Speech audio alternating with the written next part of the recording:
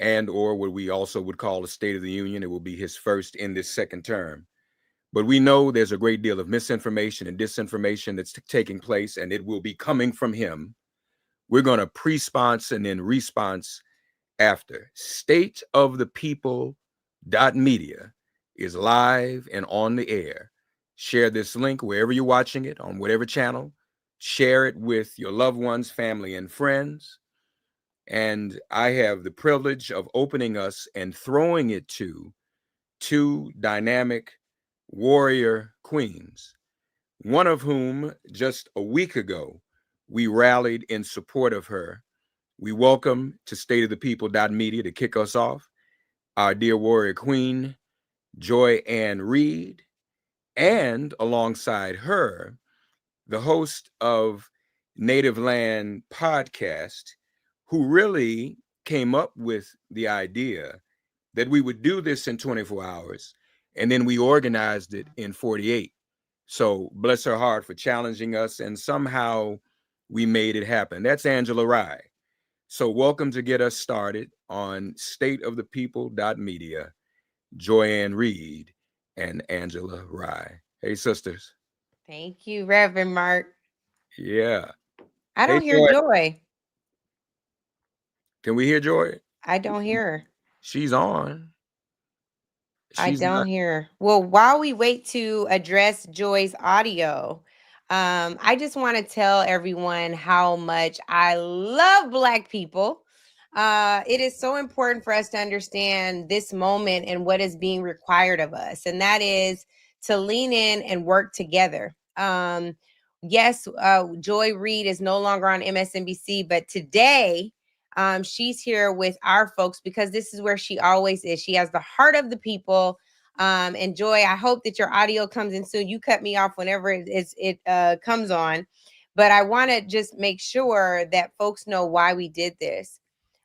Tomorrow, well, now, today, later on tonight, Donald Trump will address the country in what is called a joint address of Congress. Normally, we call it State of the Union, regardless of if it's his first address or not. But he will, at 9 p.m. Eastern, address the country. And we thought it was imperative to provide people an alternative space to ensure that they could hear the truth. We are in the state of emergency. I've been saying all day that Congresswoman Winmore took the House floor a couple of weeks ago to say the House is on fire. And the truth of it is that the country is on fire.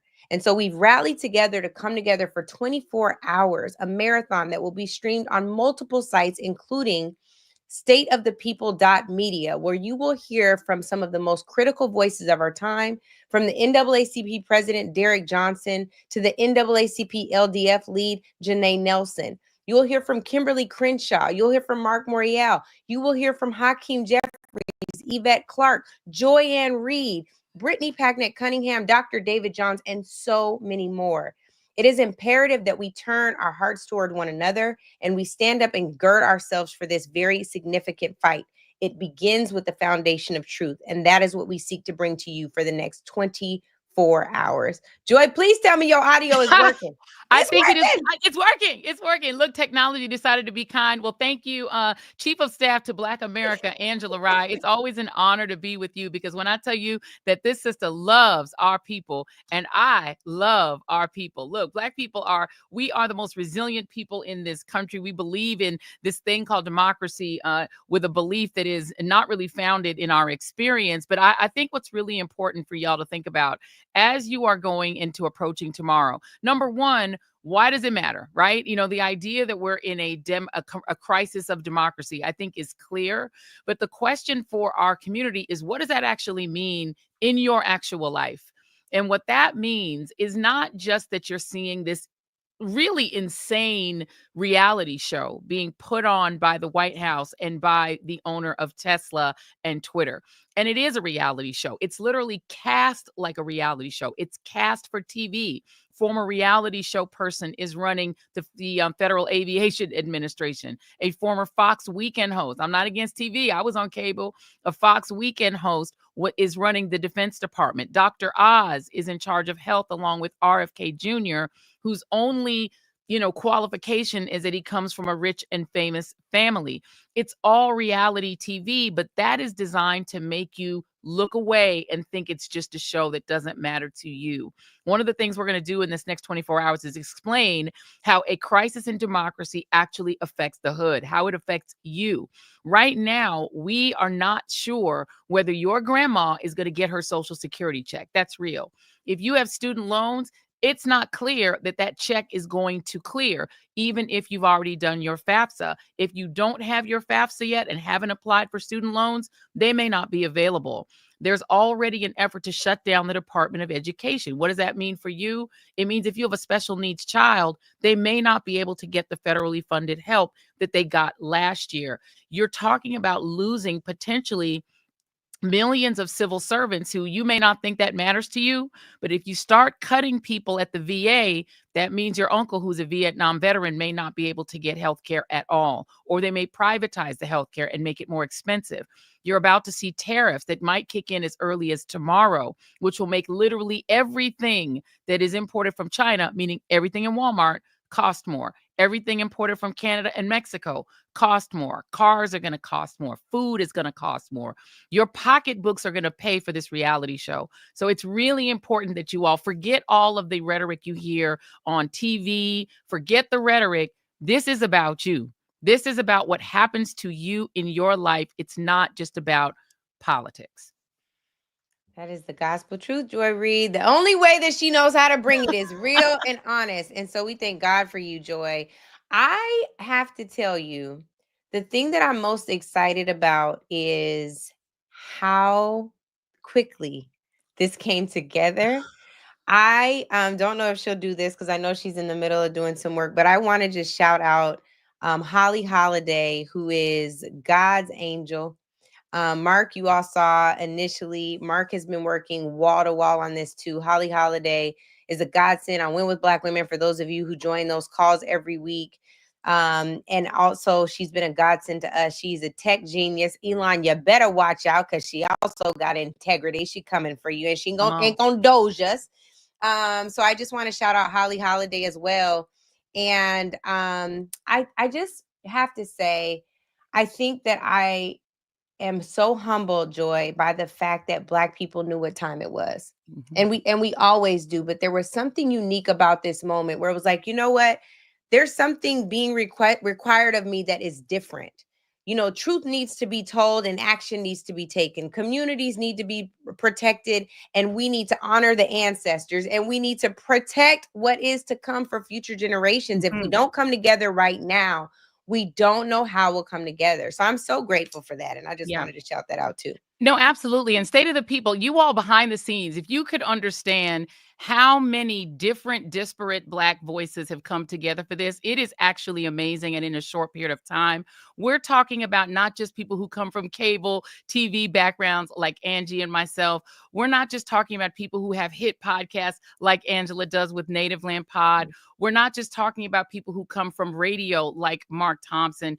We're talking about people who are TikTok stars, people who you're watching on social media, people who are on Instagram, where people are getting a lot more of their news and information, people who've developed social media followings in the millions, but who would never normally interact with people who are doing cable. These are not your typical guests you're seeing on TV, but then again, some of them are. People like Ellie Mastal, who writes for The Nation.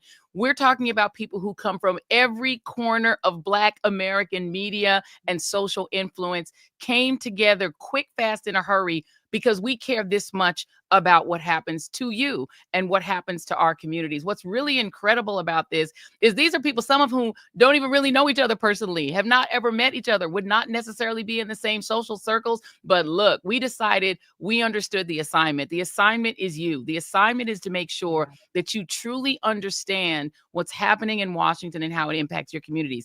That's what we're about. It's about community. And when I tell you this community came together fast, Angela's not kidding. People came together in like 48 hours.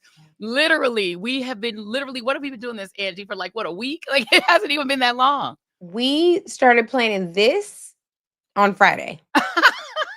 Like, it's not a lie. And everybody was like, okay, well, what are we doing? Like, let's go. Let's go. I think, Joy, too, Well, I'll say that for when you're not on. But I think that it's important for us to protect, honor, and respect Black voices. And we're living in a time where Black federal workers really of all colors, but Black federal workers, people that were told to get that good government job because one day they would be able to retire with a good pension. We're talking about Black students who are, on utilizing grants for research the research grants have been frozen. We're talking about folks in communities that don't know how they're going to make ends meet. And they were told during an election cycle that eggs were going to be more affordable. Listen. And so when we think about everything that's going on, Black people are like, enough is enough for the 18th time, and I think that's the part we gotta figure that out. And so we literally have put together, I keep referencing the 1992 Dream Team from the Olympics, the dream team of Black commentators and organizers and activists and thinkers and organizational heads and members of Congress and elected officials, attorneys general, are coming to talk to you about what you really need to know. Yeah. So it's the state of the people. And we didn't say Black people on purpose because we know we're going to be taken care of in this, but it's actually all of us. It's the whole of us because we all matter. And we need to concentrate on how we preserve our own lives in an administration that's starting to look a lot like fascism. Well, and the thing about it is, Angela, we know the 92%, we know how we voted, right? 92% for Kamala Harris. And we know that Black men were 80-20 for the Democratic candidate for president. But look, the results of the election still impact us. So that little graphic of Black women sitting on the wall, sipping, cocktails while the nation burns, that would be nice if we could set ourselves aside and just watch the chaos that was unleashed, not by our own doing. But unfortunately, that fire is going to burn us too. And so all these things that are happening, despite the way that we voted and the way that we unified as a community to try to elect the first Black woman president, we're still going to suffer the consequences. And you all know that when America catches a cold, Black America catches pneumonia. And so no matter what happens and all of the federal workers that you see out there protesting, those protests may not be us right now, but the impact that they're protesting about will be us tomorrow. And unfortunately, it will be us worse. When home prices start to collapse, ours will collapse more. When rent prices shoot up, which they will, ours will shoot up more. If they take away Social Security, our elders and seniors have fewer resources to be able to survive economically. They're going to suffer more. If Obamacare goes away, guess what? We're going to suffer more because Obamacare actually disproportionately benefited Black people. So we're on the line, y'all, regardless of whether, listen, hopefully you've rested after the election. You're supposed to rest. We deserve to rest. But right now, it's time to stand up because this is not going to get better. It's only going to get worse. And what you're going to hear tomorrow night in that State of the Union is probably just going to be a show because we know that the person who occupies the White House loves to put on a show. But it's not the show that's the problem. It's the actions that are being taken, particularly. And I'm glad we have members of Congress that are going to be weighing in because right now, Congress is AWOL. Congress has no power. The power of Congress that you elected is being taken by a private citizen because of his wealth and his influence. That ain't what anybody voted for. And by that, she's talking about unpresident Elon Musk. But on that, we have a brilliant scholar among us, one of our good sister friends. She's an activist and the host of Undistracted, a podcast that y'all definitely need to check out. Our good sister, Brittany Packnett Cunningham, who decided to stay up late with us because she already up with them babies. With the I'm babies. already up, child. I'm up being a milkmaid. So I said, let me just move one over and bring the laptop in. I'm so thrilled to be with you, sisters. I mean, listen, you all have done a yeoman's job of putting not only this marathon together, because as you've been saying, Angela, it is a marathon and not a sprint, right? So this 24-hour conversation, this counter programming is a reminder that, but also of simply making sure that we are holding up the light of truth always, Joy. We are, I'm always grateful to be with you all, Joy. I know you went through a breakup recently, but what we know is that the people ain't never breaking up, okay? We're always in this together.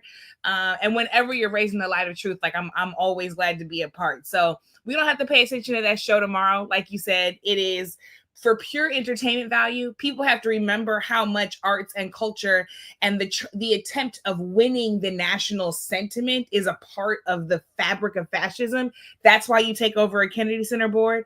That's why you delay a check to sign your name to it. That's why you try to get your face on $100 bill.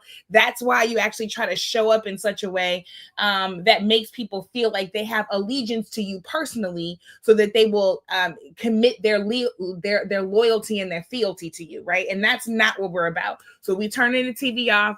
We turning up the revolution, and that's why I'm glad to be a part of this conversation. Can I ask you, Brittany, because you were so involved in the Ferguson movement, and one of the things that we've seen that's really been alarming is the way that the Department of Justice has essentially withdrawn from the business of protecting civil rights. They've made it clear that the only interest that this DOJ has in civil rights is in addressing the anger of any white citizen who may not get something that they wanted, a job they wanted, a placement in school, but that they are essentially withdrawing all of those consent decrees that people like you worked so hard to put in place, that Kristen Clarke was putting in place to get police departments who've been harming Black people to at least change their practices. I know the Maryland Police Department was under a consent decree because of their hiring practices that were discriminatory against Black men and women in particular. That's gone. And so essentially it's people are now free to do whatever when it comes to policing, free to hire in discriminatory ways. Talk about what the pragmatic impact of that is going to be. It's going to be massive, Joy. One of the things people often miss is that while we're looking for some kind of federalized or centralized law or statute to fix all of policing in the country, there are over 18,000 police departments in the entire country, which means that it's not possible for us to have one law that fixes everything. We actually cannot boil the ocean here. We have to take it step by step, piece by piece. And that's what the work with the DOJ was doing. That's why it was so important. Back in 2014, it was people like Vanita Gupta. Then, as you said, it was our good sister, Kristen Clarke, who were making sure to continue that work. And it looked like doing a lot of the unsexy things, right? So one of the things that we pursued heavily in 2014 and 2015 that we won and that Trump 1.0 immediately overturned was stopping DOJ from and getting the DOJ to commit to no longer putting decommissioned military equipment in the hands of local police departments. So when people were turning on your show and other shows on television and watching the news and seeing armored vehicles on residential streets, seeing, mounted rifles being pointed at elders and at children and at clergy on the streets of Ferguson, and then later Baltimore and Cleveland and New York and so many other places, that was because the U.S. government was allowing that military equipment to, once it was done overseas, to come here and engage in war with the citizens at home. So working with the DOJ stopped that in 2015, and Trump 1.0 came back and reinstated that right away. Those consent decrees that you're talking about, when we find and can prove that a police department is treacherous and torturous to its very citizens, then those consent decrees are absolutely necessary, because the consent decrees say you cannot receive funding and additional support from your federal government until you correct these things. And all of those 18,000 police departments rely on some kind of funding and support from the federal government. So they're saying we're cutting off the flow until you stop disproportionately killing people, until you stop arresting people in order to make your salaries off of those fines and fees, until you actually bring some of those things to order. We're also thinking, when we talk about the DOJ, about what happens after incarceration, right? So a lot of the lawsuits that Kristen Clarke's DOJ brought and her civil rights division brought were when people were dying in jail, right? So when we look at the story of our dear sister Sandra Bland, we needed people like Kristen Clarke in the DOJ to come in and say, this jail, this county jail, or this state prison has a pattern and practice of actually harming people once they get inside of your doors. So they're not engaging in rehabilitation or care. People are dealing with inhumane living conditions. They're dealing with death. They're dealing with trauma and terror that should not be a part of their experience. All of those things are now completely gone. There's no funding for it. There's no staff for it. There's no interest in it, because this is a government, this is an administration that is interested in continuing those very things. in making sure that we are being put in our place. And they're going to use this DOJ to make sure that that happens. So not only have we lost the good things, we're going to be dealing with a whole lot of bad things, and a DOJ that's going to be used not only to help white people achieve even more, but a DOJ that's going to be essentially vindictive, right? And is going to be the vindictive arm of a vindictive president. Wow. Well, I just have to say, one, Britt, I'm so glad that the babies have you up late. I mean, I'm glad you all are up late. But I want to tell y'all, as fellow church girls, this is something that's been on my spirit literally since we decided to do this from midnight to midnight. Earlier this year, actually the day before inauguration, I had a speech and I was trying to think about something different I could say to honor Dr. King. And I looked at one of his speeches that dealt with midnight. Right. And so I thought about this because biblically, when we talk about this, I don't mean to take y'all to church, but just bear with me for a minute. I got the hymnals behind me. We can go. You like we can go. So biblically speaking, they say that the darkest hour is at midnight. But the other thing that we know is in the Black church tradition, we have something right before New Year's called watch night. And so the thing that occurred to me was, even if it is at the darkest hour, it is our spiritual tradition, our practice in it, our inheritance, our legacy, and our responsibility to watch over what is happening. For those who came before us, our present and the future, we have an urgent responsibility to watch what's happening.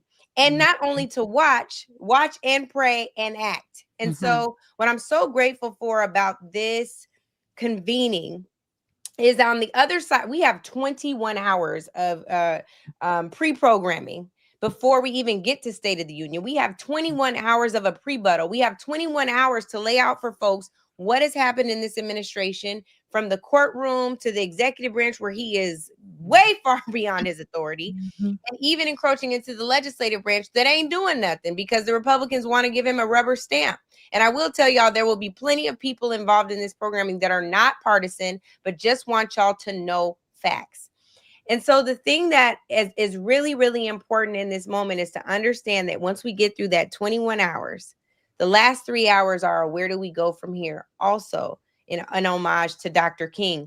So it will be a Black summit where you will hear from Black leaders from 9 p.m. Eastern tomorrow to midnight, where we talk about our next steps. Because yes, we can talk. We definitely can talk, right, girls? We can talk, but we also can act. We feel a responsibility to act. So that's the thing that it was sat with me. Like, okay, well, we could do shut-ins, we could do watch night, and we also know that it might be dark, but we know at some point the day has to break. That's right. Joy, I'm curious from you, when you bring up this idea of watch night, Angela, I'm thinking about the history of it, right? And knowing that it was New Year's Eve, 1862, when our formerly enslaved ancestors decided to watch, not only watch night, and to see, but they decided to stay up to see what was coming, right? So they're watching through the night because they know emancipation lies on the other side of dawn, right? They know liberation lies on the other side of dawn. And they were clear that this was not an emancipation or a liberation that Abraham Lincoln awarded us somehow, right? This was not some kind of gift. Our ancestors earned this, right? Their blood, their tears, their creativity, their sacrifice is on that piece of paper. And so they stayed up to watch enslavement turn to freedom, right? They stayed up to watch bondage turn into liberation. And so when you bring this watch night idea into this conversation, I'm so moved, and I'm curious, Joy, as you think about making sure that we keep watch until we get free. You know, you are yet another example of how that has to exist outside of any kind of traditional or corporate bounds or bonds that people want to keep us in. So how are you thinking about making sure that we are keeping watch, right? How are you thinking about keeping that light on until the dawn comes, no matter what the challenges are? It's a great question, and I'm so glad, Brittany, that you brought up the fact that this was not a gift from Abraham Lincoln. You know, I think we teach our children poorly in our schools in some ways, and I know you're a former public school teacher. Is that we gloss over sometimes the work that the enslaved did to liberate themselves. Our school books are not written to explore that, but the reality is, you know, Decoration Day was a celebration of themselves, right? Black people, more than 100,000, fought in the Civil War and turned the tide of the war. And never forget that Lincoln's Union forces were losing the Civil War, and they couldn't have won the Civil War until they added Black troops. They added them in desperation because they had presented themselves from the beginning saying, arm us, we will go and we will fight these former slave owners. And at first, Lincoln said, yeah, no, thank you. We don't want to arm Black people who probably deeply hate the people who had enslaved them. And we don't want to put arms in their hands. But they ended up taking up arms, and that is what turned the tide of the war. So we liberated ourselves and then went on to celebrate ourselves, Memorial Day, creating that. But then in Texas had to fight for 3 more years to get liberation that had come to those who were, you know, east of the Mississippi. So the reality is that we've had to continually fight for our liberation. It's never been fixed. And so we thought there was some fixed date when we suddenly were liberated, and it's just a traveling date. You know, we've only really had anything like a multiracial democracy for maybe 60 years, because when you pass the 1877 Civil Rights Act, that has to then be firmed up by the 1965 Voting Rights Act and 1964 Civil Rights Act. They essentially ignored the 14th and 13th Amendments and literally for another 100 years. So we know that this is a continual struggle. And so for me, I think about those enslaved people. Well, where were they getting their information? There was no MSNBC. There was no CNN. There was no internet. There was no Twitter. There was no Instagram. There was no TikTok. How were they communicating with each other in order to create this liberation force that was much more powerful than what we have to deal with now with all our technology, right? So I think about the ways that we have to get simple about how we communicate. We need to think about communicating in community. I know we used to hear a lot of our stuff right in church. We church girls, you know, we used to hear a lot. It's not partisan politics, but voting politics, why you needed to vote, what you needed to do, what you needed to know about what your government was doing. We need to think about those. We were pamphleteers. You know, Ida B. Wells was a newspaper woman. We were reading our stuff in paper. We sometimes need to think about maybe deconstructing kind of our high technology thought process about the way we communicate and just start talking to each other. We have barbershops. Those are not illegal. We have beauty shops. Those are still legal.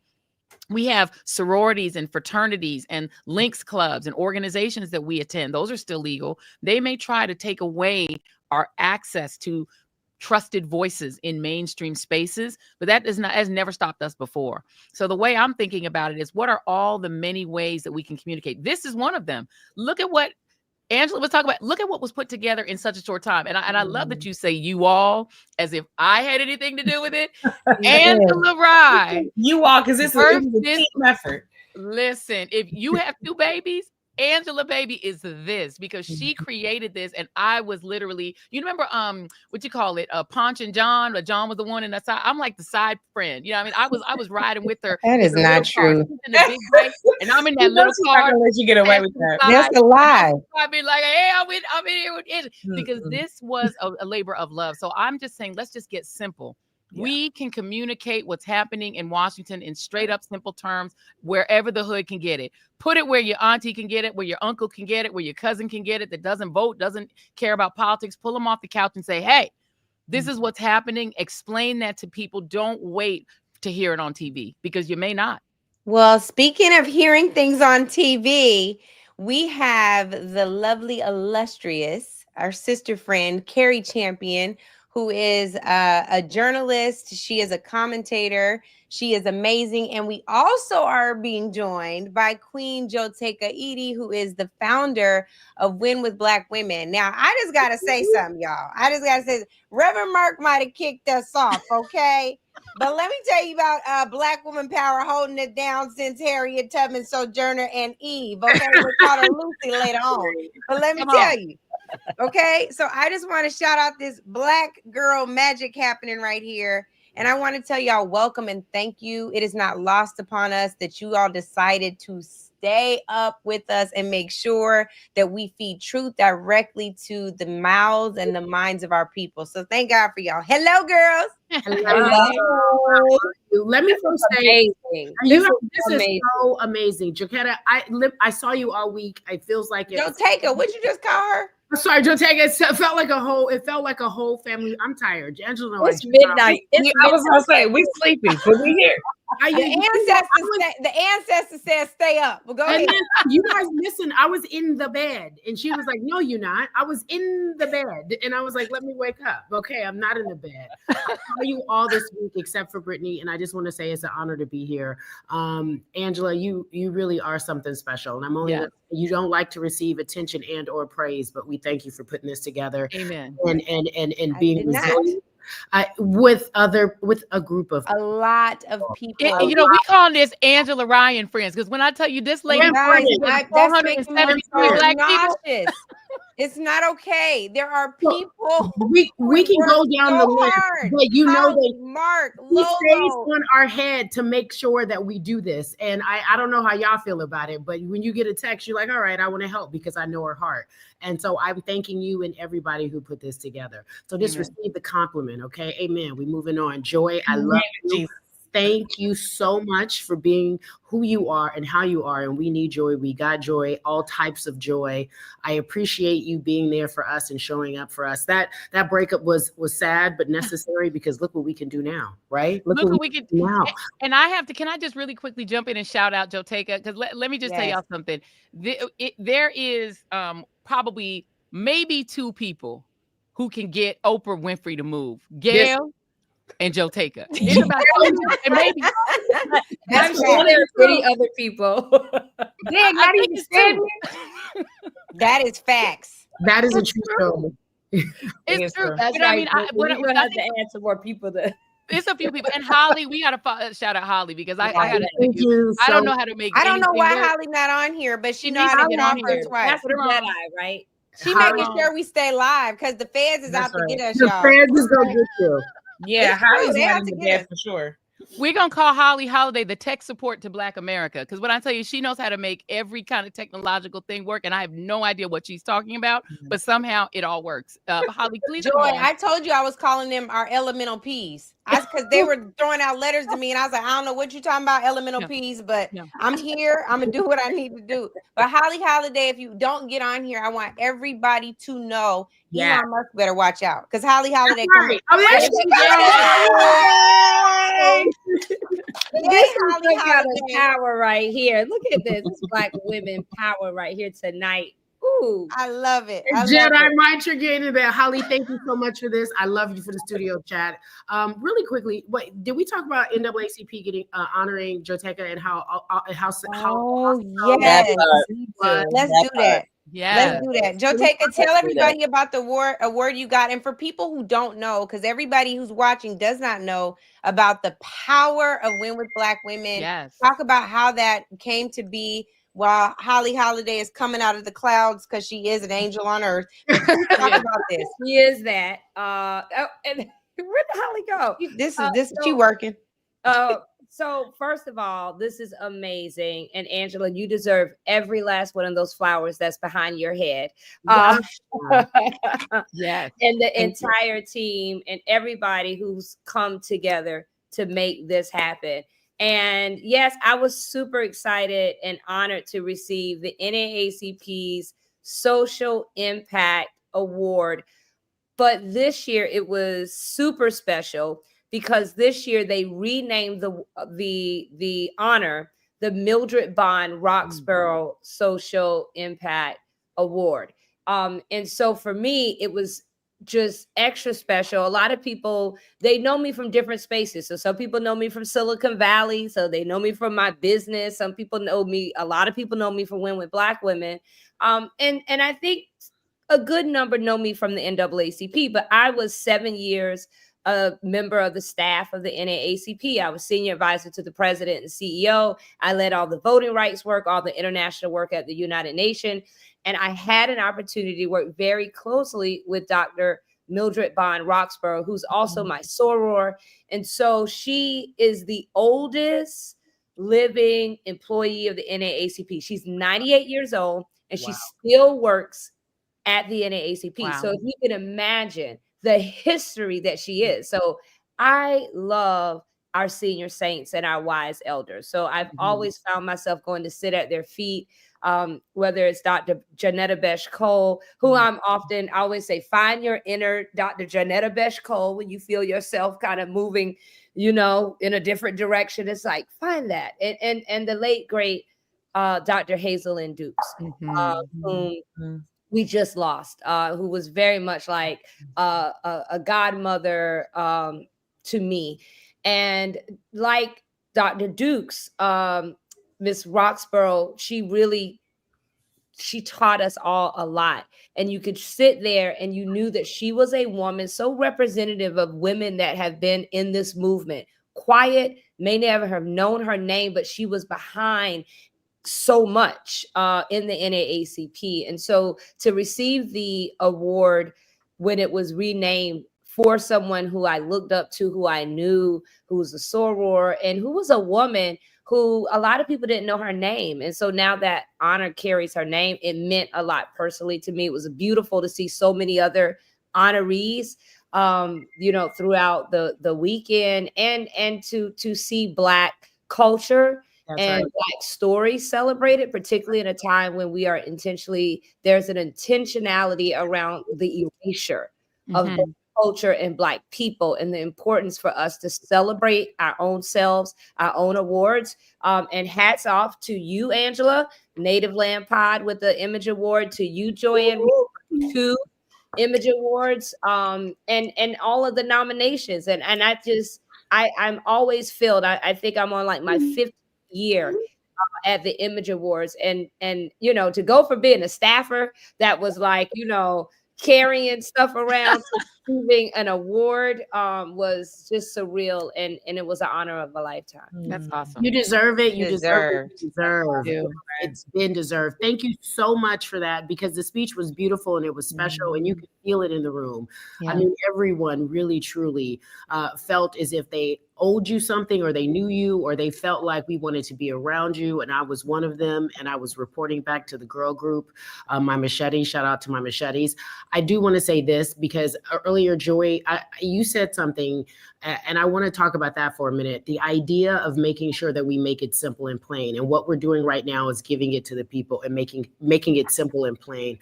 That to me has been the key in terms of getting rid of all this misinformation. To me, that has been so difficult to tell people what's right or wrong. I know you guys hear the same things that I hear. I know you all hear people tell, you're like, that's just not true. And my hope with what we're doing is that we do bring facts, but how can we cut through? Like, what do we do? Do we keep doing this? What other aspects, Joy, do you think that we can provide so that people can have that information? Well, I want to turn that back to you for a minute, because Carrie, I love what you do and the way that you break things down, but you also represent one of the things that is the most at risk in this moment, right? That is women's access. When I was growing up, I was a sporty shorty, but the idea of women being able to be even in a locker room interviewing people at the NFL or the NBA. It was just unheard of when I was growing up in the 80s. It was just not a thing that was happening. And so the very few Black women, especially women, period, but Black women who are able to break through, you represent one of that small number of people. And you're starting to see that roll back. This idea that DEI is a bad thing, that there should not be Black women and women, period, in these spaces. But also to the point that you asked about, Carrie, I would love for you to expound upon this. One of the ways they catch us is they get something that might make people a little uncomfortable, but they aren't personally familiar with it, and then they milk it. And they did that with this idea of women in sports being under threat because of trans people. Yeah. There are about 13 trans people in America. Okay, they're about 0.1% of the population. It's like you could fit them all probably in my office. It's just very few of them. Yeah. But there's this idea that is even gone into our communities that you've got to put your foot down and stand up against them as a threat to women in sports. And the real threat to women in sports is misogynistic men who don't respect WNBA players, etc. Right? So for me, have you felt like that part of disinformation has sunk in among people you talk with? And what is the answer that's simple that can say that just isn't a thing? Well, about 2.5 years ago, maybe even 2 years ago, there was this movement that trans men were getting into sports, and they were taking, in some form or fashion, they were taking away rights and places on teams for women. And I think it started during the Olympics. There was a one, and I don't want to use her name because it's not even necessary to use her name, but in Olympics, there was this track star who had more testosterone than estrogen. And there was always these comments around her sexuality. And that was a low buzz on the dark net, and people were talking about it, and it started to build, and it started to have momentum. There were a few television personalities who lived on the fringe of sports, who were trying to make a name for themselves. And they grabbed onto this one key issue because it began to outrage people, and they saw that it got more attention, it became more viral, it became a hot topic to talk about, with talking points that were easy to say, this is a threat. They are yet again, this is something they are taking away. So if I got a call from a friend who said in real time, she was talking to some moms, and she was saying, I was with these moms and they were telling me these things are real threats. How do we take care of it? This is an issue. We're going to take this to our school board. We're so upset. Now, none of these things are real issues. There are, as you pointed out, 500,000 athletes, I'll take from the collegiate level, NCAA, 500,000 athletes on the collegiate level. Of those 500,000, maybe 10 were trans or attempted to be in play in that role. 10, maybe 10 across all the universities, all the schools, all the colleges, maybe 10. And I'm approximating because I know it could be, like you said, maybe 10 or 13, but it wasn't a real issue.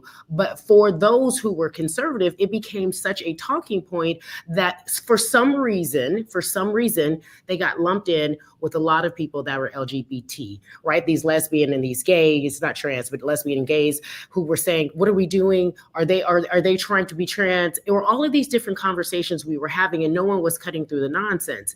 And as a result, you mentioned the WNBA, they found themselves being attacked. They found themselves being targeted when it just wasn't an issue for them. And now what we have to learn is that we have to say that that's not a real issue. I found out that no one was even speaking on behalf of trans people or saying this isn't a real issue in these schools.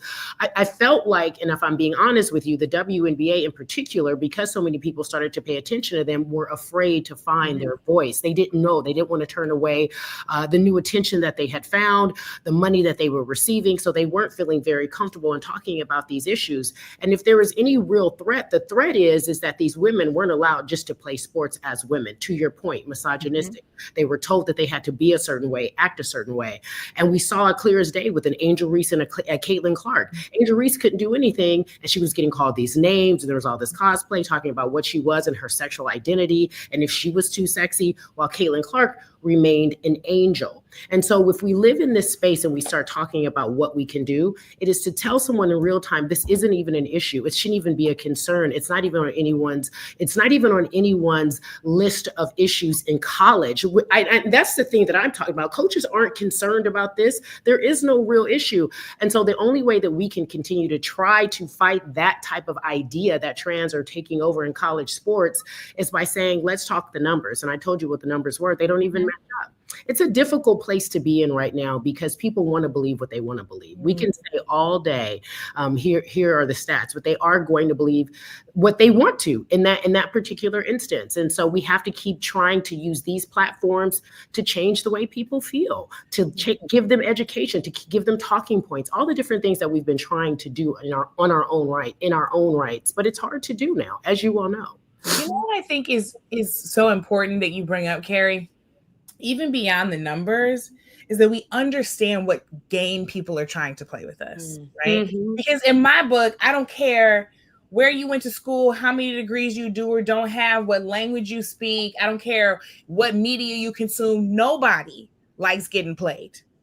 And so if we can be clear with people about how they're getting played, then we can protect ourselves. Here's what I mean by that. Any type of oppression, whether it's authoritarianism, fascism, good old-fashioned racism, sexism, etc., all of it relies on creating an enemy, creating somebody who's a scapegoat for all of our problems. If it's not trans people, it's immigrants. If it's not immigrants, it's Black folks. If it's not Black folks, it's specifically Black women. If it's not Black women, it's disabled people. The people in power have to decide that there is somebody to attack. And in order for the people in power to get the rest of us on their side, they have to point to that person that they're attacking and say, they're a threat to you too. Trans women are not a threat to me, right? Our trans siblings are not a threat to any of us, whether it's on the sports field, in a restroom, or, in school. It's just not true, right? So even beyond the numbers, there's a recognition that we have to say, you trying to play me right now. Mm-hmm. You are trying to convince me that somebody is my enemy who's not my enemy. And guess what? You're doing it to trans people today, but you did it to Black women yesterday, and you're going to do it to Black women tomorrow. So I'm going to be smart enough not to fall for the bull and recognize when you're just trying to point me in a direction that doesn't benefit me, but only benefits you. I want to just jump in here because Joteka promised me she only had 15 minutes for me. And so she said, I'm already in the tub. I was like, great. It'll be Wash up. I was going to say, Carrie was in the bed. I was in the tub. Get out the tub. I love you guys. But I want to say this because, again, we talked about Black women pulling things together. And Joteka, you have such a marvelous blueprint that all of a sudden now we got to win with Black men too. And we're not mad at it. We're happy about it. But can you please talk about why win with Black women? Why in this era that is so important? And before you answer that, I just got to say there's one more Black woman that we winning with today. This production would not have happened without Ashley Allison. And I want to give her kudos. That girl is a beast. She sleep right now, but we're going to make sure she gets loved on. When I tell y'all, I would tell you like, oh, this feels good. Give me. I am not taking, when I tell you Rachel Nordlinger on press, Stephanie Young on strategy, comms, Sierra Johnson on digital media kids. I mean, Avani and Chloe, like we are winning with Black women, and the men came through too. Okay. Yes, Jamie Harrison came through for interviews, a panel. We got AGs coming through. Yeah. But Joteka, can I just say real quick before Joteka picks up, I can testify that Ashley was on About Business because we were on the same flight yesterday coming back from California. She was sitting in front of us. And when I tell you, she had the most largest laptop I've ever seen in my entire life. And this lady did not eat. She didn't get no food. She was working. I could see I was sitting behind her like a caddy corner in the 6th row. She was in the 5th row. And when I tell you that sister was working on this, you could see it on her enormous laptop. That lady worked from top to bottom. She was working. Thank God for the privacy screen, though. Yeah, she did need a privacy screen. But Joe, tell us about it. She's lucky it was me back there because it would have been like a whole op if it hadn't been me. Fans is watching, but Joe, talking to us about winning with Black women. What you're saying is the real foundation of win with Black women. Like win with Black women, I often call it a collective love letter to Black women from ourselves. And it's so important for us in this moment, particularly to understand our collective power, that we all as individual Black women, we carry power in everything that we do in our day-to-day lives, in our professional lives, in our personal lives. But when we come together, we are a force multiplier. And that is, I believe, what is the secret sauce of win with Black women is really our ability to come together, but our love for each other and our love for our community. Amen. Yeah. So it's deeply, it starts there. It starts with sisterhood. It starts with love and grace, and our ability to recognize that we all have a position to play. I said this past weekend at the NAACP Image Awards. I asked the question because I think we've all at some point fantasized about what we would have done had we been born in the height of the civil rights movement. And I know, Joy, you write about that when you talk about our beloved Medgar and Myrlie Evers Williams. But we all think about I would have done this, I would have done that, or I would have done this. And I think the time for us we have to stop fantasizing about what we would have done and realize like Coretta Scott King, Dr. Coretta Scott King reminded us that freedom is won and lost in every generation. That's and right. we are facing our civil rights movement right now. And it is up for us to figure out, what role will we play? What role will you play? What will you do? Who are you? And what are you willing to do in this moment? And we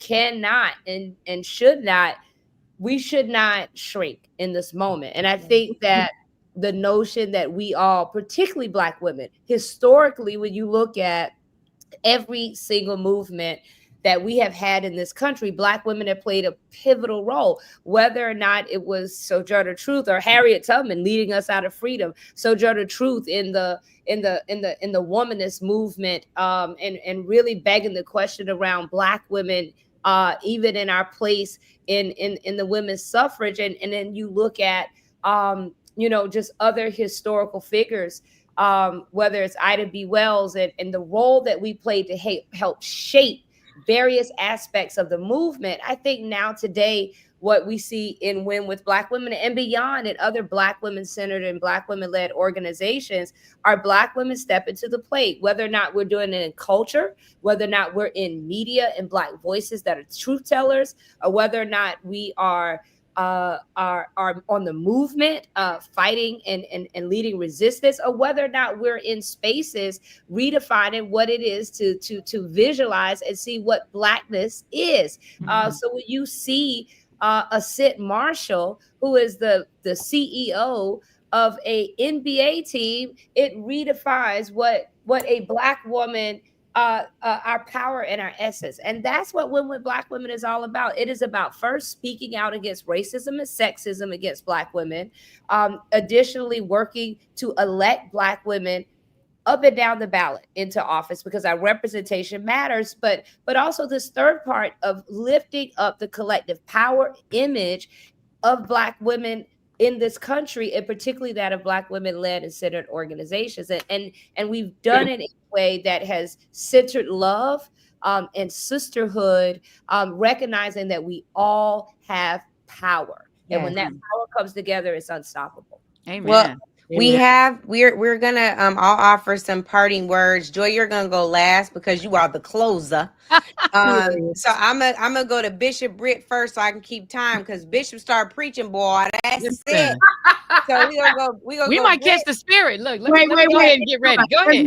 Let me go first. I'm gonna pass it to Grace, Britt, because I'm gonna okay. go first, and then I'm gonna pass it to Britt. Shout out to Britt. First of all, really thank you for letting me do this, because I was like, I'm in the bed, I can't do it now. I don't want to get off the phone. So Angela gonna have to talk to me for 4 more hours. Brittany, you said something I think that is important too. When they can find an enemy, first thing is, when they can find an enemy, it's easy to change the language and make everybody feel like they need to be them versus us. And I appreciate you for saying that, separate but equal in so many different ways. The second thing is that when Josheka, you just said, why can't we all, or what should we be doing in this fight? We all had remembered what we all fantasize about what we would have been doing in the civil rights movement. I would have been this, I would have been that. I had Britt on my podcast, and she said, the blueprint is already there, and everyone fighting and everyone being involved doesn't always have to look the same way. Right. I could be, if in theory, I could be a cook, and I could be providing food for people who are protesting. Mm-hmm. It could be that simple. For people at home who feel like they can't speak out, or they can't be in front of the camera or forward facing, there are so many ways that you can get involved to help. And Britt, I thank you for reminding me of that. And I just want to let everyone know, no role is too small. No thing is too simple. Whatever you are doing at home that's helping, whether that's $5 to $5 million, it matters. Don't make yourself feel as if you have to do what we are doing. Do not simplify your existence, because it is important. And Britt, I thank you for reminding me of that, because I keep telling people, you got to be on TV to talk about making sure we're doing it right. You ain't got to be out there on the front lines in every single aspect. You could be cooking. You could be building websites. You could be doing so many things to help the movement. It just looks different, but the blueprint is there. I'll give you that. Amen. That's so powerful. We all have a position to play. We all have a position to play. Well, since you started, Joe, you start, and then we go to Britt, and then I'll go, and Joe's I'm just gonna sum it up with, wise words that came from my elder grandmother. And she says, when someone shows you who you are, believe them. Mm-hmm. And I think in this moment and in time right now, that we need to believe what those that are in the White House have told us over and over again. That's right. That what they're about. And let's not try to make it anything else. And I think that's why what we're doing, the state of the people, is so important. To understand that our voices matter, and that we have power. And that's the most important thing, that understand that we have real power, and we can never let anyone lead us to believe that we do not have power, because, Right. I mean, 514,000 people turned their television off on a certain network. And that's power. That's power. And so within 24 hours. And so that is a signal, I believe, that people in this country are ready to act. And I think when we do have these milestones, it's important to lift them up and celebrate them. I love that. Britt. It's so right, Joe Taken, when you say that when people who show you who they are believe them. We know who they are. Let's be very clear about it. And let's make sure we always know who we are. Exactly. Right? Because at the end of the day, and my friend Brittany Cooper says this, and Coop and myself and our friend Dr. David Johns will be on this stream at 4:00 Eastern, continuing this conversation. But she said on an Undistracted podcast episode, I refuse to be impressed by them. Right. I mean, we want to say, well, they're organized and they got this going and they got that going, and their evil is so organized. It is. And we are descendant of those who survived. Amen. I know what I'm made of. I know who I come from. We were talking earlier about emancipation. I have 2 ancestors that fought and died in the U.S. colored troops. It was their pension that helped my family to survive, right? That's the blood running through my veins. So I don't care how clever they think they are. I don't care how smart they think they are. I don't care how evil they are. I don't care how creative they think they are. I don't care how cool they think they are running around in them goofy clothes and in shirts. I don't care. Because I know who I am, right? I know who y'all are. Every single person watching this is a person who has decided simply by joining up, whether you're on camera or you're streaming from off camera, or you are behind the scenes making this thing happen. All of us decided to know who we are and to act like it. And that's what we have to be about for the next however long. We know who they are, but I know who I am, and I know who y'all are, and we don't lose. Amen. Thank you, Right. Britt. Do not lose. I'm just going to tap in here to say that this is the way the marathon needed to start. It is a marathon. It is not a sprint. We are just getting started. Stateofthepeople.media is just beginning this 24-hour stretch, but there's so much more to come. The one thing that I hope that you all will learn from us is there is something that all of us can do. I pray that you will lead. I pray that you will learn. I pray that you will love. I have been taught in this group within such a short time frame that we get so much further when we love on one another. We accept each other for where we are, for who we are, for what we are. Now we can go forward. And that is what this moment requires of each of us, to accept and to move forward. There is way too much that we agree on to let little petty dissension and division divide us. So I ask that you all will first lead by ensuring that your folks are registered to watch stateofthepeople.media. Make sure you spread the word. We want to make sure that all of our people are informed, not with misinfo that they'll hear all night tomorrow, but with real info. We're not even watching that thing. We're going to inform you right here for 24 hours, running right through the State of the Union, or what is called the Joint Address tomorrow. And then I also want to kick it off to my girl, Joy Reid, who is the People's Champ. When I tell y'all you cannot mess with Joy, when I tell you we need Joy, when I tell you When Will Black Women got a t-shirt to prove it, Joy, we need you. And that's why you'll close us out before we turn it over to the 1 a.m. panel. All right, I'm going to be mindful of time, but I want you all to look at this screen right now. Those of you who are live streaming, wherever you're live streaming in, I love these women so much. But the love I have for the people that you're seeing on this screen extends out to everyone who has been a part of State of the People. Because when I tell you, we love people that we don't even necessarily know in person, that we've never met. And we came together because we love this community. We love our people, and we want to make sure that the people are safe. And I'm gonna end with a very simple saying. It's an old, actually Greek saying, and it is that you can say that you don't care about politics, but unfortunately, politics cares about you. I know a lot of y'all say, I don't care about that. I don't follow politics. A lot of Black folks say this to me all the time. I don't follow politics. Politics follows you. Politics is whether your kids can get Head Start. Politics is whether the police can kill you and get away with it and not be prosecuted. Politics is whether you can get a student loan.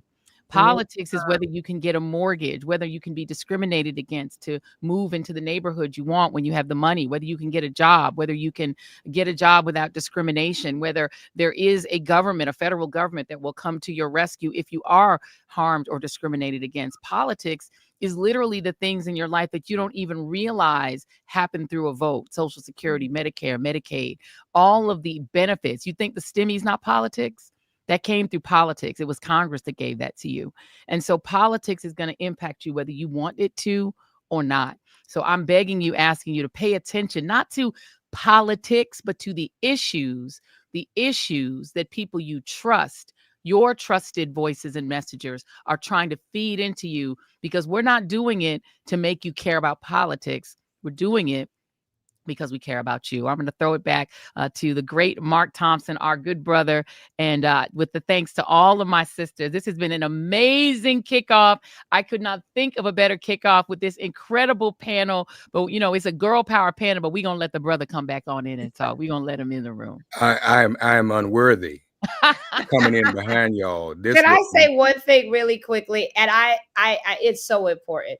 Folks often talk about that historic win with Black Women Call, but we had 44,000 on the Zoom. And then there was another, I always have to say, there were 50,000 people who couldn't get on the Zoom that found themselves someplace else. There was 30,000 people in the Clubhouse. But on the very next day, like the 200 groups that came afterwards and all the momentum, the $20 million that was raised, it would not have been possible. That momentum, that shift would not have happened. Yes, we did something great. But if the brothers had not come the very next day with 55,000, yes, I do not believe, yes, we would have still been historic. It would have felt great. I do not feel that the rest of the groups would have had the courage and the conviction to organize as quickly as they did. So shout out to the brothers for always having the sisters back, because people often talk about the 44,000. Well, really it was like 90, but 44,000 on the Zoom, but the brothers came right next to 55,000. And that's what it's about. It's about our unity. It's about the Black family. It's about they try to divide us. They will continue to try to divide us, but we are more united than they ever know. Now, Joe, you guys, just so you know, we over time, these lawyers might sue us for being in a panel. So, Mark, can we at least wave to them while you bring them in? Well, but as I do that, let me just say to all of you warrior queens, I want to remind everyone of what the great Osajifo, Dr. Kwame Nkrumah, said, that we will judge the revolutionary awareness of any nation by the political maturity of its women, not of its men. So you all represent our political maturity, and we are thankful. Let me bring the Justice League in. Yes. Say hello real quick before we get ready to bounce and do the handoff. We've heard from warrior queens to get us going. Yes. And I think Crump is somewhere in there. There we go. Oh Lord, we staring at Ben stealing, child. Ben, you on live? What you doing, Ben? What's the fool, Ben? Where's Ben? We need you in there. Okay, Ben's representing me because there's always somebody to mess up the Zoom, and that's usually me. And that was Ben. I feel good. I'm not alone. Ben just finished a town hall in Altadena. Ben has a real job. See, and he was working. I'm calling him anyway. Ellie and I are just talking about it. He tonight is actually still doing the thing. So I'm stuck on your background though, Monique. I mean, like it's. I'm like, let me get my television. Oh, I know. I want one more. That's cute. No, because Angela is scary, y'all. Yes. You're not gonna tell that lie. I'm not scary. That's the ancestors scaring you. I'm not scary. I gotta be ready. Whatever. The Mark has grandma, not had the the great opportunity. grandma in her spirit makes me know show up right or don't come at all. I have Mark is just experienced trying to that. introduce this panel that's already started talking. That's all Mark I is trying have to do. experienced y'all that not gonna just put this me- week. Mark, stop that. That is not true. Mark And, got, I am Mark going got to speak loved up. on, and I am Mark, going to Mark speak put up me in for- my I'm place going and to told me speak what I up for didn't. Angela Cole, which is it's the inner Dr. Janetta Vesh Cole that lives inside of Angela. And I get that. I get Angela Cole all the time. So I'm gonna speak up for Angela Cole. For her and inner it's- Dr. You Janetta guys, Vesh.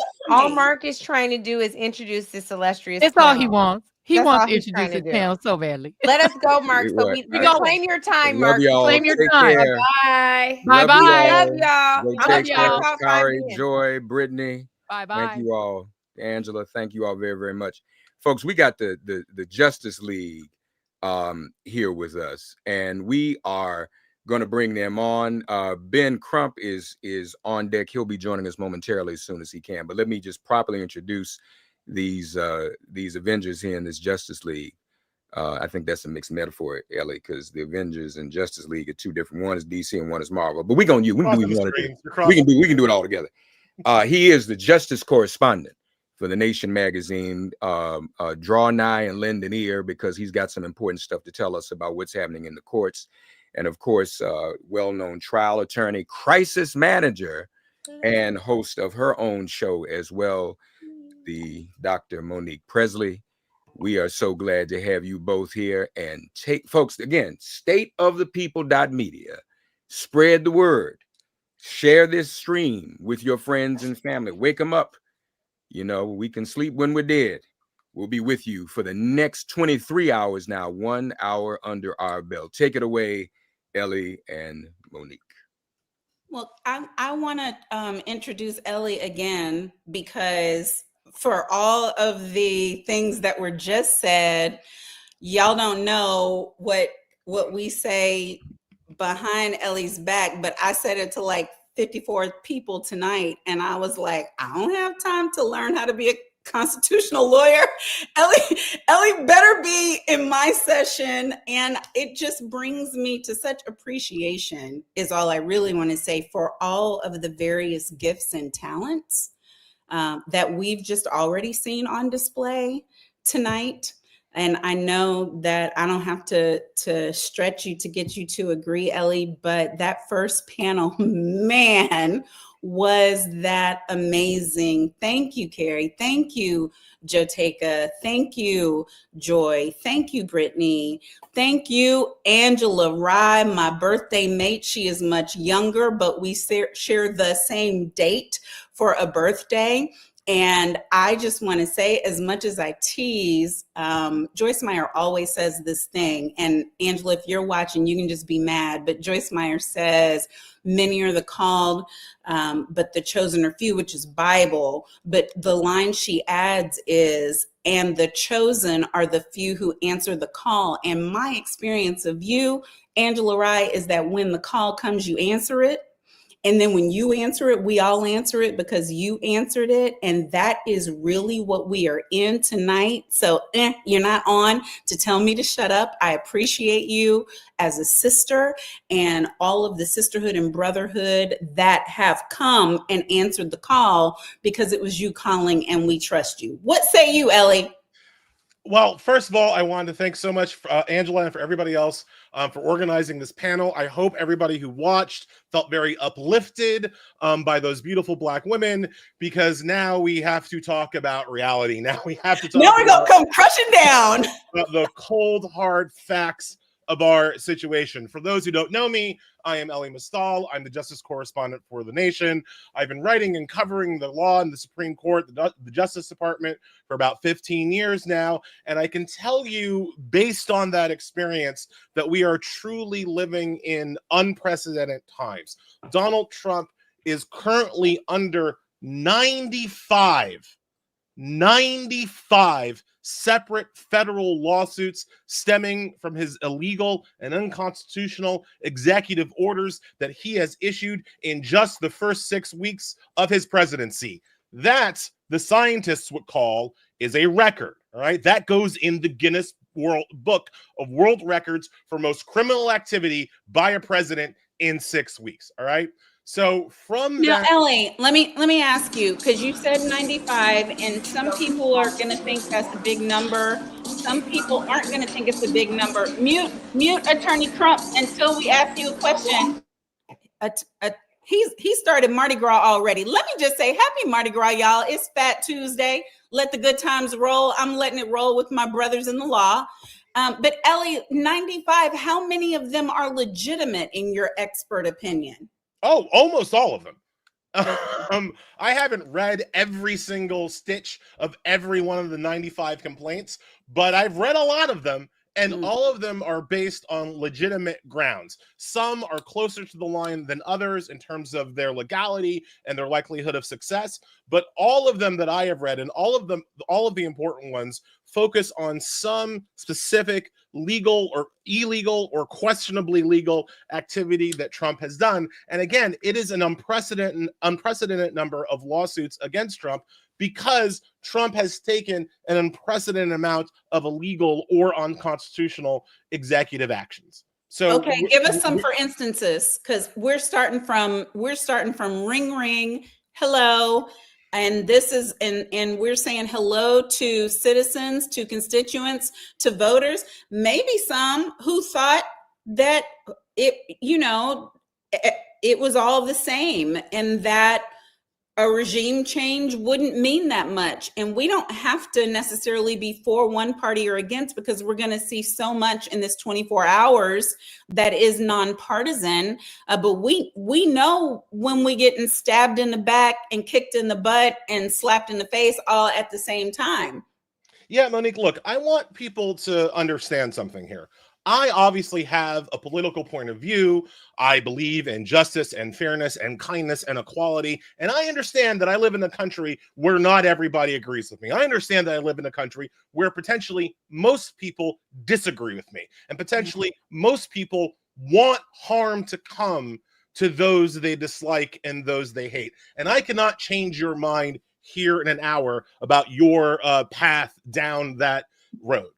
What I can tell you is that even if you hate these people, even if you hate certain issues, even if you agree with Trump on some of his cruelty, surely we can all agree that there is a way that a president of the United States is supposed to enforce and apply the law.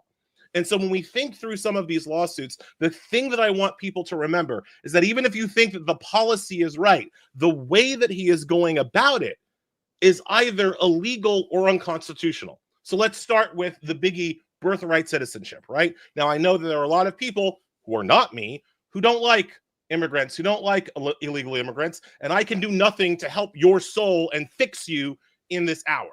But I think we can all agree that the 14th Amendment of the Constitution is a thing that actually happened in this country. There was, if you kind of remember your history books, we had like a war, and there was a winner and a loser of that war, and the victors wrote some new constitutional amendments, and one of them was the 14th Amendment. And the first thing the 14th Amendment did was establish citizenship for all of the former slaves. And they did this by inventing an entirely new thing in American history up to that point. The concept of a federal citizen, a citizen of the United States of America. Prior to the 14th Amendment, citizenship flowed up from the states. So you weren't a citizen of the United States, you were a citizen of New York or South Carolina or Georgia. And if you can imagine the former enslaved people, you didn't get to be a citizen of Georgia or South Carolina if you were an African, right? So the 14th Amendment said, you know what?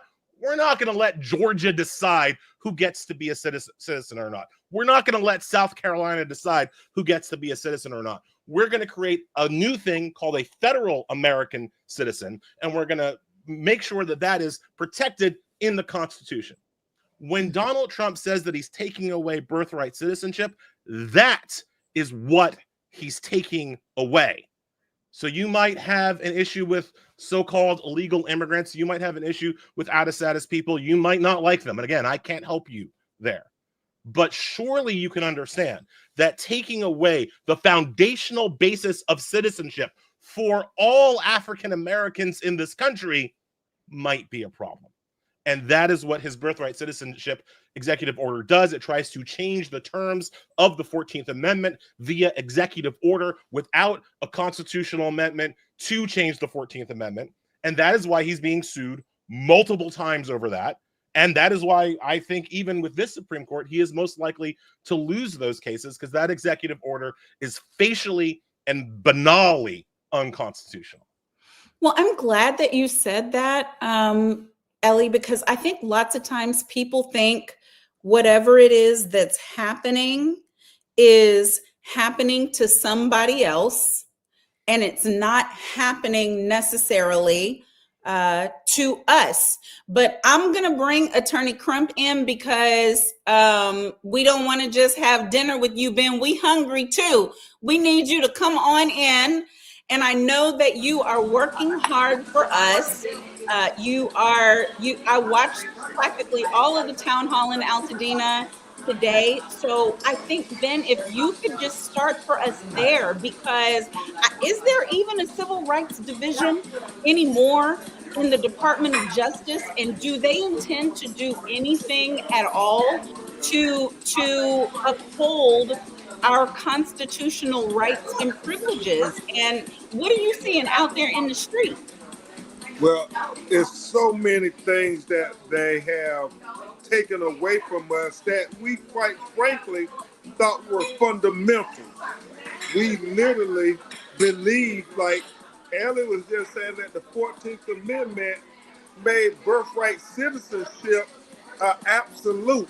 And I do agree. I think it's going to be struck down by the courts, his efforts on this latest action to have an executive order. But I will say this before I answer your question directly, Monique, and that is the fact that what he is doing is going to test the elasticity of the United States Constitution. And I am not so sure, unless we fight like hell, that it will ever regain its former dimensions. And that's what's at stake here. When we talk about the Department of Justice, and historically, when we think about the civil rights era with Dr. King and John Lewis, it was President Kennedy and President Johnson turned into the Federal Department of Justice to come and make sure that the states did not trample on the constitutional rights of Black citizens, brown citizens, Native citizens, any citizen that was being marginalized. But now, when we think about how they've weaponized the Department of Justice, I don't know, as I sit here today on March 3rd, 2025, if we have a civil rights division in the Department of Justice. You cannot say that Ellie, with a straight Ben, face. Ellie knows, and I know, and we don't. And listen, I would really like for you to, because I was in so many of these meetings with you, and I just want to thank you. I want to tell everybody who's watching, I'm on the screen with some of my own kind of giants and personal heroes in different lanes.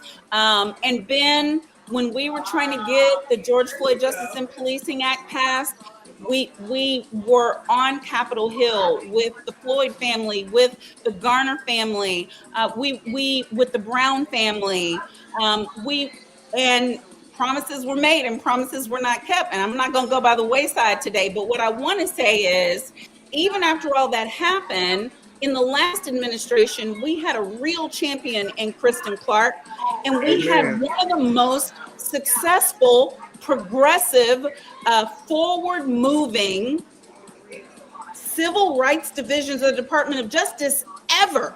And I think we all were there to wish her well at the end of December, early January, whenever it was. The Depression has kicked it out of my mind. But can you talk to us about kind of the difference in what a vote does, Ben, because we had one of the most active and successful civil rights divisions ever, and now we're seeing the pulling back and tearing down of everything that they tried to do. Absolutely. And elections have consequences. And we have to remind people of that over and over and over again. But just like you, Monique, Kristen Clarke was a real champion for justice. She was a force of nature. Ellie, under this Biden-Harris administration and Kristen Clarke fighting with the leverage she had been granted by Merrick Garland, the Attorney General, she went and did something I have never seen done in my whole career. She was prosecuting police officers for killing black people. We didn't even have that during the Obama administration.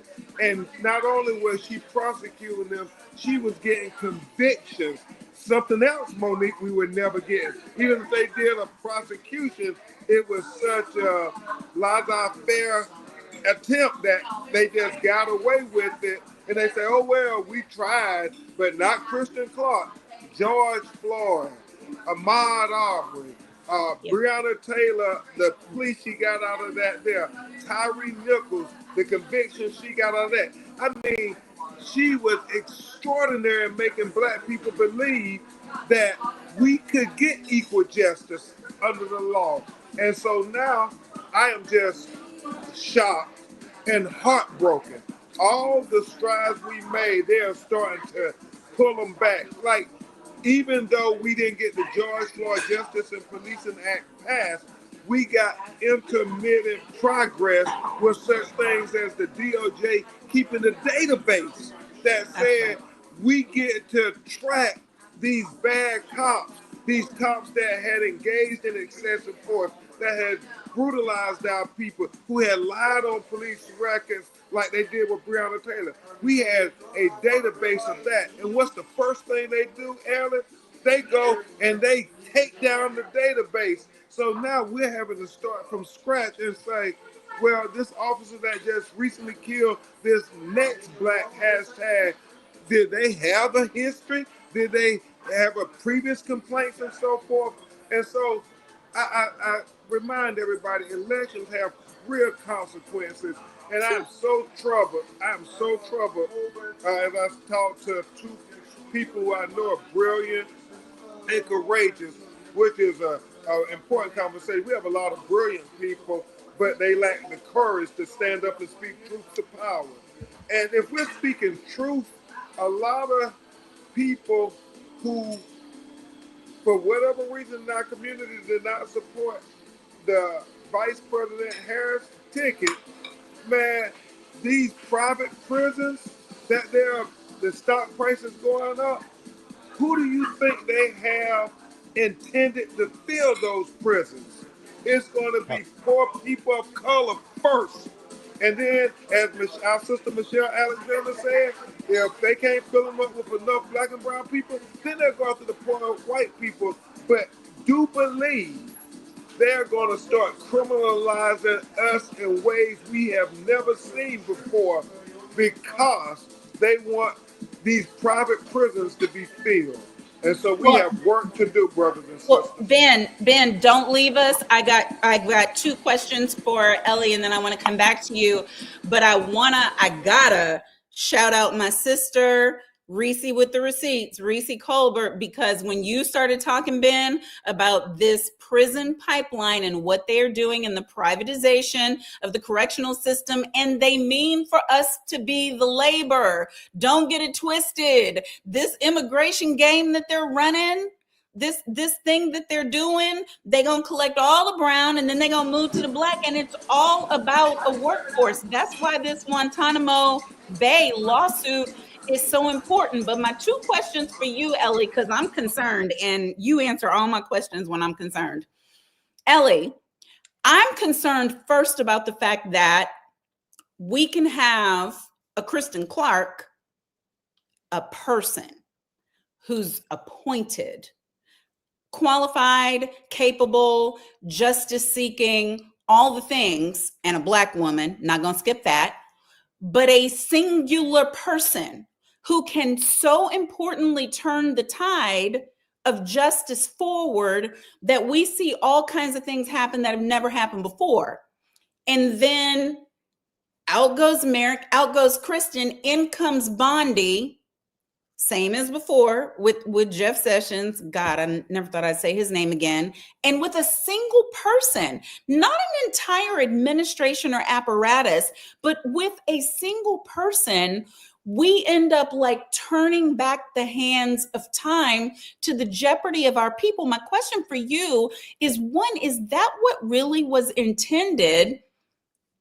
Go to our founders if you want to, go to the Constitution if you want to, wherever you think we should go with it. But is that what was intended by the law? Or is that a flaw in the system where the law itself is not holding up because it depends on a particular person to make sure that it happens? And then second, please comment on the part that Attorney Crump was just talking about, where we're seeing the erosion of our rights under this current administration.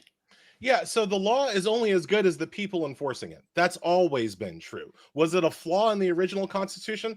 Absolutely. The Constitution was written by slaveholders. The Constitution was written for the express purpose of erecting a Western slave empire.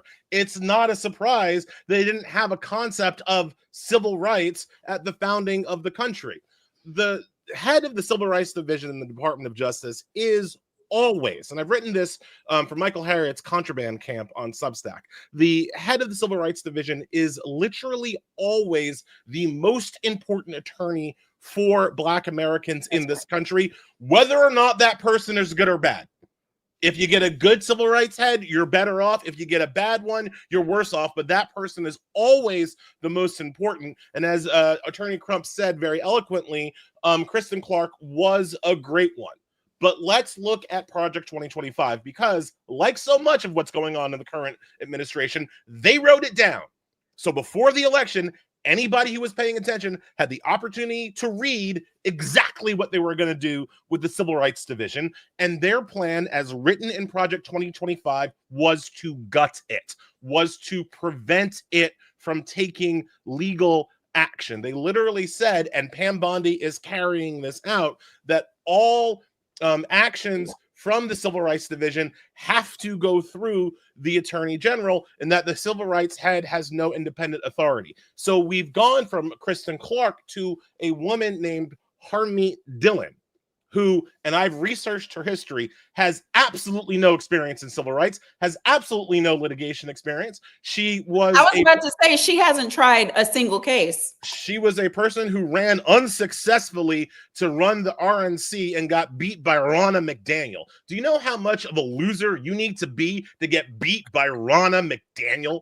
All right, that's who the current head of the Civil Rights Division is, a person with absolutely no experience.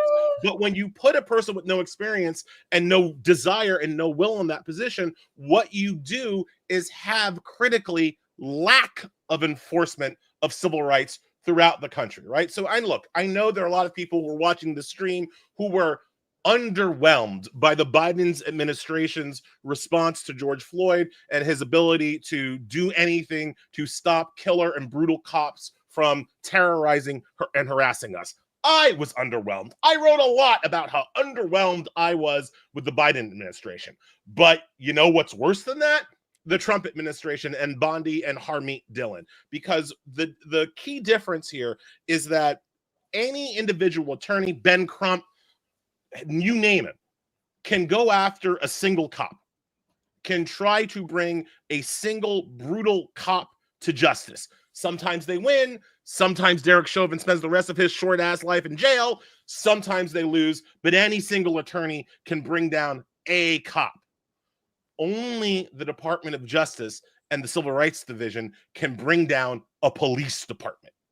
And that is what good civil rights attorneys do. That's what Kristen Clarke was doing. It's called a pattern and practice investigation, where you go after not one bad cop, not one bad apple, but the whole bunch. Because let's always remember, the phrase is not one bad apple. Oh, forget about it. Just eat the rest of the good apples. What are you bitching about? No, no, no. The phrase is one bad apple spoils the bunch. And Kristen Clark was able to go after the bunch, as in entire police departments, for their, quote, pattern and practice of racial terrorizations. That's what she did in Kentucky after the Breonna Taylor murder, right? But now, since the Civil Rights Division cannot act, there are not going to be any pattern and practice investigations. So there's going to be nothing to bring terrible police departments to heel. That is the new policy that a majority of Americans voted for, to make sure that cops never have to answer for their crimes as a department, as an institution, right? That's a key in taking away the power of the Civil Rights Division. The other kind of huge thing, and Crump mentioned this, when they take away the data, understand how much of a long-term problem that is. That means any future investigation has to start from scratch. We don't get to know the patterns and the practices and the histories of these police departments because they've deleted the data. And even if even if somebody like copied it on a flash file, now you're going to have to go to court and prove what's called provenance, prove that that data was secured for the entire time when it was out of government hands. That's going to be very hard to do. So not only are you not going to have individual data for individual killer cops, you're not going to have data for the whole police department. But there's an even bigger problem. Who's tracking it now? Who's telling us? No, right? But they were never doing. Ben is going to start laughing because this is where we have gone round and round. I can't think of a single case in maybe the past 10 years where there's been one officer to do something and I haven't said to Ben, oh, okay, whose idea was that? So I agree with you 100% because I have always said I come to it differently. I come to it as someone who was senior litigation for a municipality, for an attorney general's office. So when I'm saying I understand the underbelly, I'm like, no, fools, I understand the underbelly. And what I'm trying to say to you is there's always an assistant chief in the line. There's always a lieutenant in the line. People always know. Nobody oops and uh-ohs into that one bad night. You can tell when that happens. Like the circumstances are very plain. The facts are easy to find out, but these circumstances that we've been seeing over and over, there's, as you said, there's rot at the root. And what the Justice and Policing Act would have done, shout out to the Floyd family for everything that they continue still to do, because we're talking about civil rights and police cases right now. What the Justice and Policing Act would have done, hello, Queen, would have been to make sure we do not have cases where there's no data, cases where there's no collection, cases where nothing is happening. And that all hope of that is gone. And it is now up to us. So I'm hoping, Attorney Crump, you can tell us if it's up to local police departments, if it's up to local activists, what can we do in order to keep the records that the federal government is not going to? Unless, Queen, you're in here because you want to tell us something else. I am going to tell my brother Ben because I love him so much. And since the people are watching you, thousands of people who admire you, we can see everything you eating. They are not putting you backstage, and I want to make sure you know. I know you are starving from all your work and all the dinner, but I want to make sure I tell you. They can see everything, and they have called me and texted, and they're frantic. They're like, Ben hungry. He's eating, so I just want to make sure you know that we can see you. We love you, we can see you. That's all I wanted. Go back and talk about serious things. But Ben, we need you to know we can see you. I love you. You can stay and talk to us about the serious things too, also, though. All I'll say is this: just have them pray my strength, because know that I've been working with our people in Altadena all day, because we cannot let them take that generational wealth from this Black community, and that's a whole nother subject. But to answer Monique's question, and I have to go back to what Ellie was saying, because y'all, it is so profound These are things that are happening in abstract when they get rid of the database. I mean, a prima facie case is Sonia Massey. Yeah. Sonia Massey, I mean, the cop who shot her in her face when she said, "I rebuke you in the name of Jesus," had been to 6 police departments within 3 years. And so now, under the current administration, there wouldn't be any documentation of his pattern and practice of excessive force and brutality. So therefore, y'all, these things are real. Elections have consequences. And the people who are most affected by people not voting is our community. I mean, in a extreme way, in an extreme way. So I had to say that to amen, my brother Ellis, on that matter about the lack of those databases is going to be critically hurtful to our efforts to try to bring killer cops to justice. Now, Yeah, but I think then though, but, I think but I think then we have to say though that people can do Freedom of Information Act, and it's yeah, I going was to take going there. that. Okay, go I ahead. was going there, and you know, Monique is quicker than most of us. She was already jumping ahead, but you know, we have to revert back to what we did before we had the database. Is it more daunting? Yes, it is, but not impossible.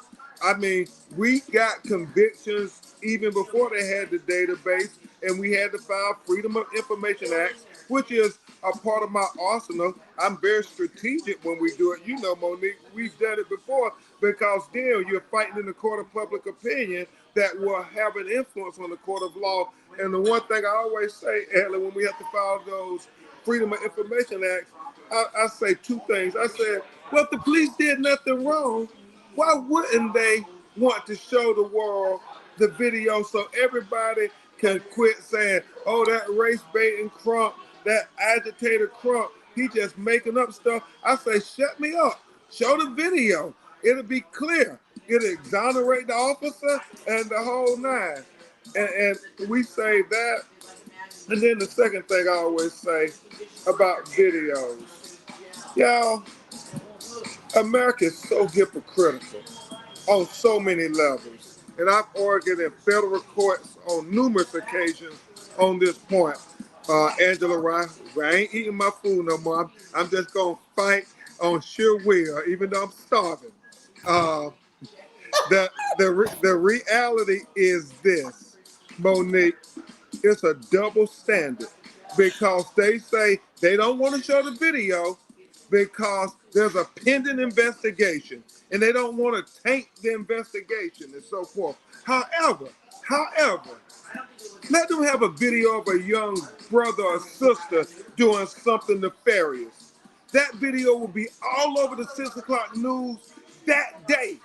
But yet, when it's the police doing something nefarious or violating the policy, they make us wait 6 months, a year, 2 years. They try to do this delay where nobody even remembers the dead, innocent black person who was shot in the back, saved their family. And that's why we have to be very strategic and we have to be very consistent with filing these Freedom of Information Acts and then sharing the information on the databases, making sure we communicate. Well, we used to have it with the Washington Post. I don't know if they're going to do that anymore, but they used to help us with keeping the database. We'll probably have to turn to the Guardian, turn to our black newspapers with the National Newspaper Association. But where there is a will, there is a way. With this social media, Monique, these young, brilliant brothers and sisters, we can find a way to document every state where they have a police killing. Everything we see on social media hashtag, I implore somebody has to start keeping a list. And that list has to be updated on a daily basis because I'm so sad of this reality. My Ida law B. firm- Wells. Ida B. Wells. Ida Exactly. B. Wells documented lynchings when her life was on the thread. Ain't nobody else was doing it. Ida B. Wells counted the lynchings, and that's what we have to do. Exactly. And Ellie, it's not just police misconduct, right? Because I think people of good conscience can hear everything we've said thus far and think, that's terrible. That's so sad. I wish that wasn't happening. And not realize truly the depth of the obligation of the Civil Rights Division of the Department of Justice.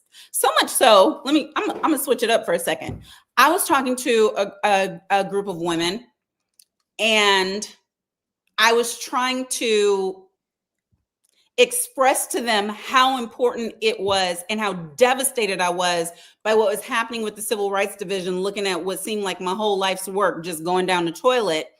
And the response in the chat was, I understand that sexual harassment may be important, and I understand that fair pay may be important. And I was like, girl, I'm talking about folks getting shot in the damn street, and you think I'm talking about harassment cases? But it taught me the lesson, because people don't know that is also the Civil Rights Division's obligation to fight for fairness for women, to fight for fairness for people who have special education needs, to fight for fairness for everybody in any possible oppressed category. Can you maybe explain to us what the reaches are of that and the ramifications for where we are now? Yeah, I want to actually take that a little bit bigger, Monique, because I feel like I hear exactly have those conversations a lot from white people and black people, and it comes different, depending on their socioeconomic situation or whatever. But you'll hear certain people, for me in my life, mainly white liberal people, be like, "Oh my God, that's so horrible." But what can we do? What can I do, right? And I'll hear predominantly from black folks, younger black folks especially, "Oh man, that's so terrible, but I ain't gonna do nothing. They ain't gonna do nothing." And so on both sides of that spectrum, there's a nihilism, right? There's a belief that nothing can change, will change, or has ever changed, right? And so one of the things that I tried a lot to do in my work, with my books or whatever, is to remind people that most of the bad things that are happening in this country are happening intentionally. And they're happening intentionally because of a law that was passed or a case that was decided that makes our world this way. And it doesn't have to be this way. If we elected better people, if we voted all of the time, if we did all the things all of the time, our world would be better, because the law is not objective. The law does not sit at a remove from the rest of us coming down on high. The law was not thrown down to us by Moses, all right? That's not how it happens in this country. The law is something that we as people vote for and write down, and many of the laws are terrible. And it is those terrible laws that put us in this situation, right? So like, think about just my example here is a simple thing about police brutality. I think a lot of people have heard by this point that an officer is allowed to kill you if they are in fear of their life, right? And the legal standard is that the officer has to be in fear of their life. And how do you judge the fear? Based on what a reasonable officer would fear at the time. Folks, that is a dumb standard. And that is a dumb standard that was brought to us by one Supreme Court case, Graham v. Connor, which changed the standard into this stupid standard of feared for our life, right? Because a reasonable standard, a different standard, a fair standard, a not racist standard would be that the officer has to be objectively right. So if you shoot me because you think I have a gun and I don't, guess what? You go to jail. Do not pass go. Do not collect $200 from your Truth Social Substack, you just go to jail because you're Yeah, I don't know. I objectively don't wrong. agree with you about that at all, Ellie. An objective No. standard would That's be not an objective standard with a subjective jury. That doesn't make any sense. And we do it all the time in tort cases. We do it all the time in tort cases. Listen, but see, that's the difference, right? It makes sense. Ben is gonna stop eating and start fussing at me about this because he knows I feel 100% strongly. I've been in the company of too many young, poorly trained, or not so poorly trained, black, brown, blue, purple, but they're all blue. They run blue. Officers cowering in a corner in my office about what was really in the pocket and how in the dark, at night, in the alley, in the rain, when the person goes and reaches what they're reaching for. And it sounds to me like what you're saying is if they were reaching for a banana instead of a gun, then objectively the officer goes to jail. And obviously there's no way that you can know when somebody reaches into their jacket objectively whether it's a gun or a banana, and frankly the odds would be on your side saying, I'm just going to rain. interject for Ellie for a second, Monique. Objection to, since you holding court, Monique. This is what I don't understand, Monique. You could have at least waited, man. No, I can't wait because I don't want people to buy into that notion only because of this, Monique, and you're brilliant. But when you really think about it, why is it the police can always de-escalate situations when it's white people, and yet they shoot first and ask questions when it's black people? You can't keep justifying the outcomes. I mean, we only make up 13% of the population. We only make up 13% of the population. So that's why racism. Is it most of the police shootings are disproportionately against unarmed African Americans? Because we're black. The times they shoot white people are when they got guns. They don't shoot no white man in the back. That ain't happening. No. But Ben, that's racism, and it's obviously because we are black, and it's obviously because of the conditioning of centuries in this particular country, which is built on racism. But I'm talking, because y'all are my brothers in the law, about the fixes for it in the law. And what I am saying is that it's very difficult as lawyers and as officers of the court on the street to apply a subjective standard. I think what we have to do is dig beneath that and do what nobody wants to do, which is accept that racism is baked into the cake in our police departments across this country. And so when you're training officers, when you're filtering officers, you got to do everything you can to figure out, he don't know no black people. He's never been around black people. If you ask him 3 times, you'll figure out he doesn't like black people or brown people or blue people or gay people. And he has no business being on the force, because waiting until he's on the street when he's got to make a decision, whether it's their life or his life, that's not the time to figure that out. So Monique, what you're saying, what you're saying, I'm going to give it back to you, Ellie. Oh, we spicy now. I love it. What Monique is saying is that the young black or brown person, we got to be perfect. We got, and the trained professional who then went through police academies and training and CLEs, they can get it wrong and kill us, and the burden is still on the dead black person. That makes no sense, Monique. No, it's horribly unfair, Ben. I agree with Ben, but I want to bring us together on this. Wouldn't this be a better conversation to be having about how to reform our police forces instead of the Trumpian conversation, which is let's give all officers absolute immunity from prosecution for any crime?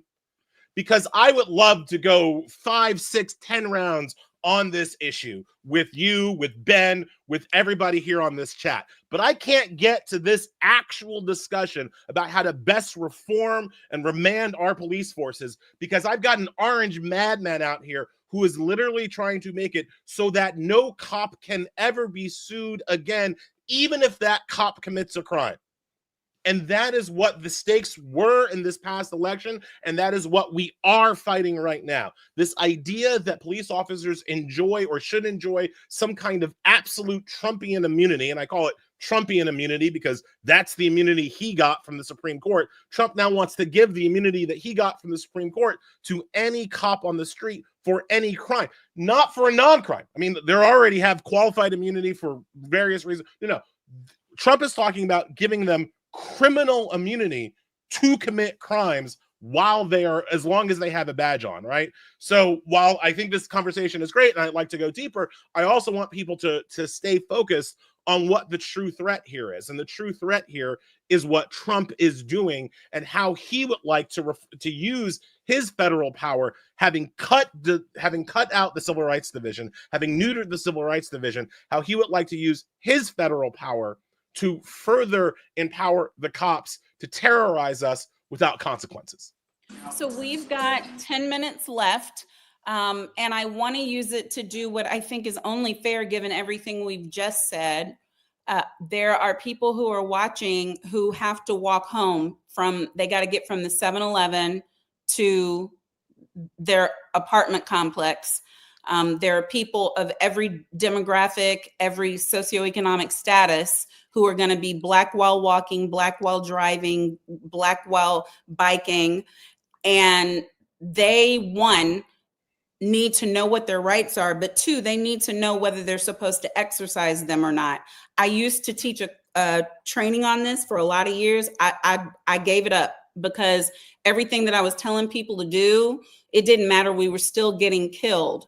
But I think now, whether it's functional or not, we need to give something to people. So if you could, Ellie, do 3 minutes of know your rights and stay alive, or whatever your parting words are to those who are watching, mamas who are gonna have to say something to their kids. And then Ben, you do the same, and then I'll do the same. Well, I've got, thank you for that question. So I've got 2 young Black boys, 12 and 9. And so, the 12-year-old, the talks, because, it's never a talk. It's a series of talks because you got to tell these kids 1,000 times before they even clean up their room, much less know how to act, right? The talks have already started with the 12-year-old. The talks have already started with the 9-year-old. And on this particular issue, I always try to make sure that they understand is that we can talk about their rights. We can talk about what they should do or should not do. In the moment, the person with the gun is the person who's right. Mm-hmm. Whatever objection, situation, whatever they think, in the moment, the person with the gun is the person who is right, and you do what they say, and that's your best way to stay alive. And then you go to the police station or wherever they want to take you, and then I show up, and then I can fight for your rights, right? So that's just the overarching number 1 thing. Number 2 thing, I always tell my kids, I think any person should know this: don't say nothing to no police officer ever. Even if you're right, even if they're wrong, even if you got the video, you got the Holy Ghost power. Never say anything to a cop ever. Yeah. The only word you say to a cop is lawyer. Perhaps if you're feeling really chesty, you can say, "Am I under arrest?" And